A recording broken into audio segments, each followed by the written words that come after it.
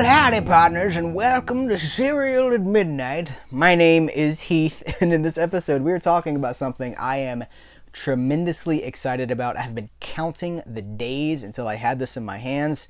Vengeance Trails from Arrow Video. This is a box set of spaghetti westerns. They call them 4 classic westerns on the cover here, but these are Italian, European westerns.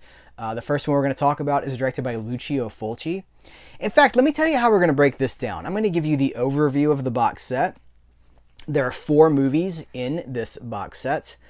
We're going to focus on Massacre Time, which is directed by Lucio Fulci and written by Fernando Di Leo in this video. And I will come back in future videos and we'll talk about the others one at a time, because I really want to do this box set justice. I want to spend as much time and as much detail on each movie as I can, and it just seems like a good idea to split this up and enjoy it, a piece at a time. So this is a gorgeous box set. Let me hold this up for you guys. This is detachable. It's held on with a sticker. It's a stripper music for the the back flap. Okay. I'm going to hold this up for you guys. I'll export this in 4K if you want to pause this so you can read everything. I am not going to read all this to you guys. We're not going to cover this, but Arrow Video brings the scholarly approach to this kind of thing, which is amazing, because when you love something, you want to celebrate it. You want to delve deeper into it. On that note, I should say, I'm super excited about this because Cereal at Midnight loves Westerns. I talk about them a lot. I haven't done as many dedicated videos as I would like to, but Westerns are something that we always circle back to here. We've got our Western Spotlight Volume 1. I'm still working on Volume 2. We've talked about, Sergio Leone's stuff here. But I love Westerns, and it's been so rewarding to see more and more people discovering these movies over the last 2 to 3 years, really, is when it's been. And they're so much fun. And spaghetti westerns are a good gateway into westerns just in general. If you like Quentin Tarantino movies, not just his Django movie, which is sort of an homage to spaghetti westerns, but if you like just spaghetti westerns, Quentin Tarantino loves spaghetti westerns, and they pop up in everything that he does. Kill Bill, a lot of spaghetti western stuff in there. A lot of the music that he uses is taken from spaghetti westerns. Anyway, these are good gateways because you get the pop sensibilities. They're not as dry as They're not as dry and not as maybe sincere might be the word as maybe some Hollywood westerns. They move quickly. There's a lot of violence most of the time. They've got pop soundtracks, rock soundtracks, a lot of electric guitar.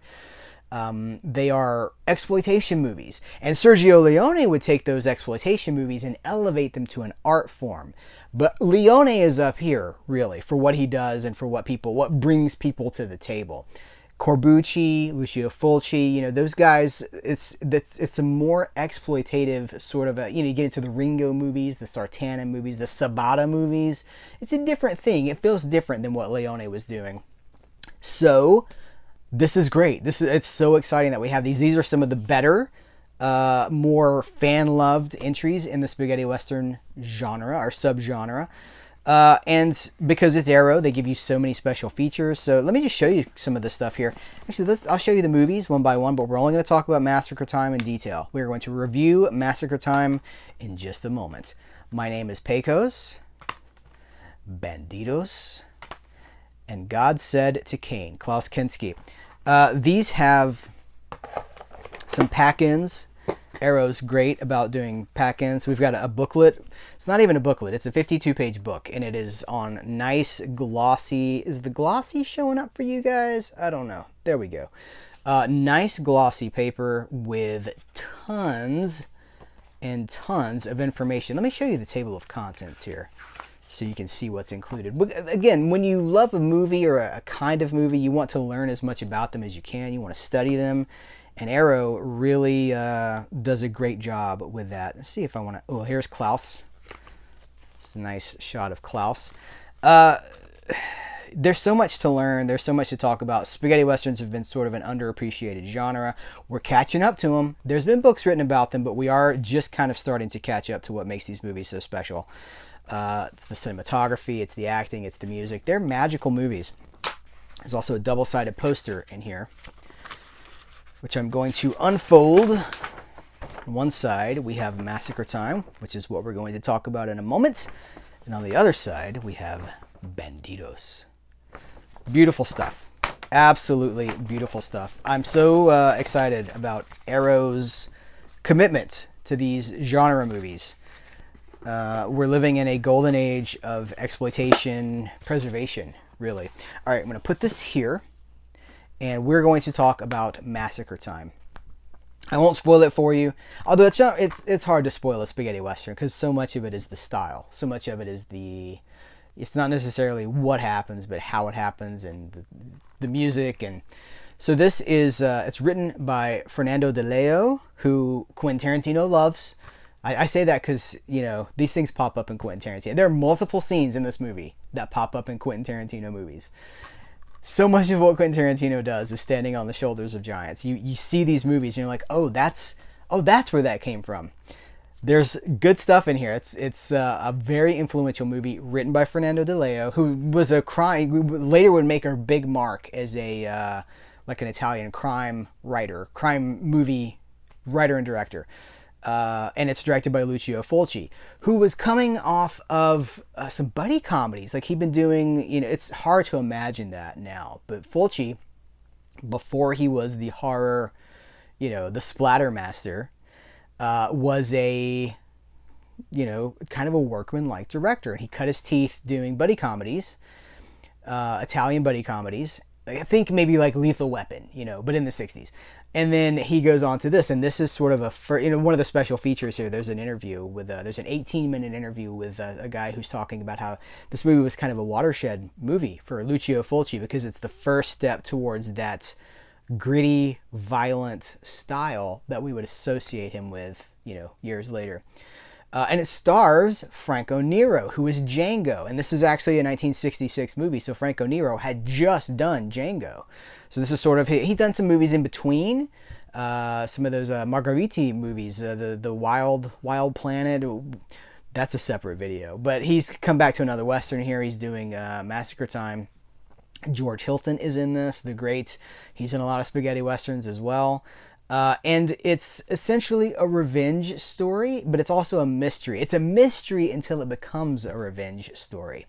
It's got a great song that, I love the spaghetti western songs always kind of describe the plot of the movies, and they kind of, before you even see what's happening in the movie, they kind of tell you what's going to happen. This is the character from out of town, thought he could run away, but his past caught up with him. They just explain they set the stage. It's actually really cool. I like that a lot. So it has beautiful filming locations. It has a lot of really gritty violence. Corbucci did not have, you know, Sergio Corbucci, who had done Django, his films are very violent as well. Fulci's coming up here and doing the same thing. I mean, there's like headshots and there's all kinds of stuff. Big body count. Big body count. But a great location, great music, great performances from, you know, Franco Nero is just effortlessly cool, and he's got those steely eyes. It's magnificent stuff. So this has a double-sided art wrap. By the way, this is my teaser card for anybody who's paying attention to these things. I'll show you the other side of the art wrap. Every single one of these has double-sided art, so you can choose what you prefer. But this thing is loaded with stuff. It has a commentary with, let me get my bearings here. We have the choice of the English version or the Italian version. It doesn't really matter. I know a lot of times you'd want to say, well, I want to watch it in its native language.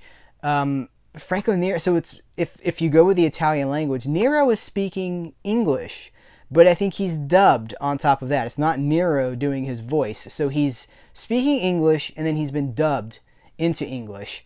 But if you watch him on the Italian track, he's not, it doesn't match with his mouth anyway, because he's not speaking Italian, he's speaking English. So, and you have other actors that are speaking English, and you have some that are speaking, you know, that's the thing about spaghetti westerns, about Italian movies in general, is that a lot of times people would be from all sorts of countries, and they would just speak whatever they spoke, whatever their native language was. And because it gets dubbed for every market anyway, that's how it works. There was no like one specific, you know, you didn't roll audio while you were filming the movies. You dubbed them later for whatever market you were sending it to. So you're sending it to France, you dub it in French. So I went with the English. I started with Italian, and when I saw Franco Nero was speaking English, I switched over to the English. But you have the option. You have both choices. So it has the English subtitles, of course, for the if you go with the Italian option. So alternate U.S. dub. So there's a second U.S. dub. We have the Italian audio, English audio, and then a second English audio track. New audio commentary. This is very important. New audio commentary by authors and critics C. Courtney Joyner and Henry Park. Now, when I interviewed C. Courtney Joyner 6 weeks or so ago, if you haven't seen that, can't recommend it to you enough. I asked C. Courtney Joyner, what happened to the Western? His answer may surprise you. That's presented in 2 parts, which I'll link to in the description of this video. But he told us this was coming. He said he had been involved with Vengeance Trails. Now we know. He's got the commentary. Great commentaries. C. Courtney Joyner and whoever he's on there with as well. You know, Henry Park in this case. But C. Courtney Joyner makes it look effortless. Like he doesn't seem... Sometimes people feel like they have notes and you can kind of feel like, oh, he's, you know... Sometimes I've even seen people look down and read notes. Never C. Courtney Joyner. He's just pulling this stuff out of his head. And if you saw my interview with him, I mean, it's like just holding on. You know, I'm just holding on because he's just like, pew, he just goes. He just knows this stuff like the back of his hand. Actors, performances, the writers, the lighting people. He knows everybody. We found out in my interview what George Hamilton smells like. I mean, what? But we did. I believe that was in relation to a Western too. So, anyway, let me get back on track here. 2 Men Alone, a new documentary featuring new video footage. New video interviews with actor Franco Nero, and an archival video interview with actor George Hilton. So you got new footage with Nero, who's still sharp, and he's still able to talk about this stuff really well. And then you've got an archival interview with George Hilton, but it's not too far. It's not like it's from like 1975. It's relatively modern. It's a modern interview. That one runs about 49 minutes, if memory serves. And then we've also got The Era of Violence, a new video interview with film historian Fabio Melelli, and that is about 18 minutes, and that's fascinating as well because they talk about how the watershed moment for Fulci and how just putting it in context. Context is we enjoy movies, right? See how excited I'm getting about this stuff. We enjoy movies, but when you can really get into the craft and the study without making it hard, you know, you don't want to take it away. The study of it doesn't take it away and make it this forbidden thing. The more you love something, the more you want to learn about it.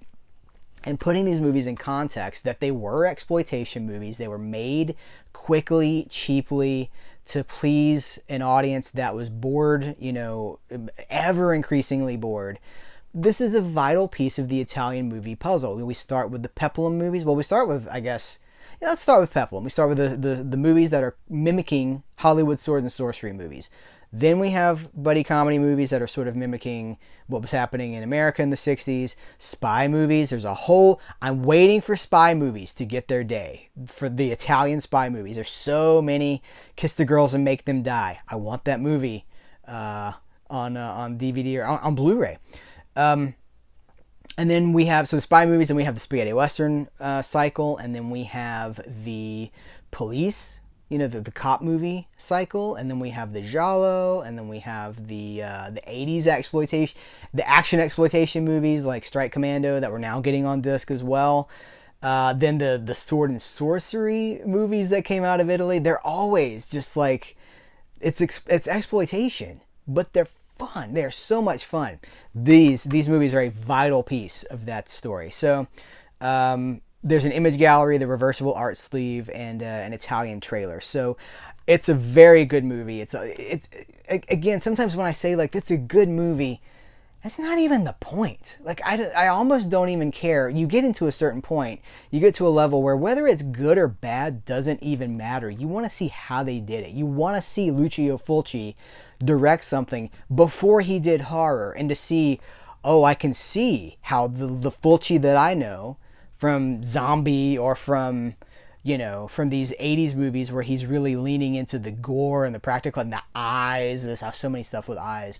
You can see how this is the guy but he's just being born, you know, he's just coming to his own. And you can see the script of Fernando Di Leo, who's going to go on to such great crime stuff. I mean, it's really interesting to me. So good or bad is almost besides the point. It's just about learning it, watching it, appreciating it. That's what we try to do here. We're just appreciating this stuff. So this is why we're only covering one video or one movie in this particular video, because I don't want it to be an hour long. I'd lose people.